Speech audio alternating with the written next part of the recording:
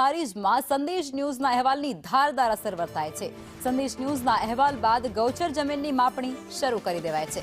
ગૌચર જમીનમાં માફિયાઓ દ્વારા ખનન કર્યા હોવાનું સામે આવ્યું હતું અને ત્યારે કાકડી ગ્રામ પંચાયતની ગૌચર જમીનમાં ખનન કરવામાં આવ્યું હતું અને જેનો અહેવાલ પ્રસારિત કરવામાં આવ્યો હતો અને અહેવાલની ધારદાર અસર વર્તાય છે અને હારીજમાં ગૌચર જમીનની માપણી હવે શરૂ કરી દેવામાં આવી છે।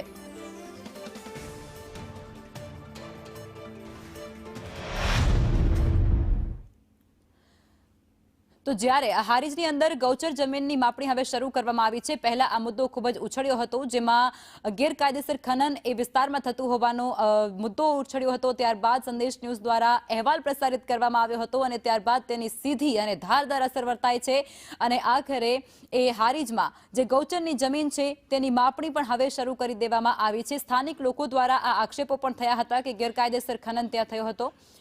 વિષ્ણુ ઠાકોર અમારા સંવાદદાતા જોડાઈ ચૂક્યા છે।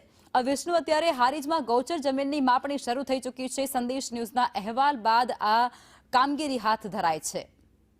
લખમાં ચોક્કસથી થોડા દિવસ અગાઉ હારીજ તાલુકાના ખાખરી ગામે ખનન માફિયા દ્વારા બેફામ ગેરકાયદેસર જે જમીન આવેલ છે ગૌચરની જમીનમાં ખનન કર્યું હતું। તે સંદેશ ન્યૂઝ દ્વારા અહેવાલ પ્રસિદ્ધ કરવામાં આવ્યો હતો। જો જે અહેવાલ પ્રસિદ્ધ બાદ તંત્ર દ્વારા જમીનની માપણી કરવામાં આવી છે। માપણી કરીને હાલ તો ખનન માફિયાઓ દ્વારા જે ખનન કર્યું છે તેમની શોધખોળ શરૂ કરી છે। જે શોધખોળ કર્યા બાદ જે ખનન માફિયા છે તેમના સામે એટલે કે માપણી કરી ખંડણી તેઓ સામે જે દંડકીય કાર્યવાહી કરવામાં આવશે।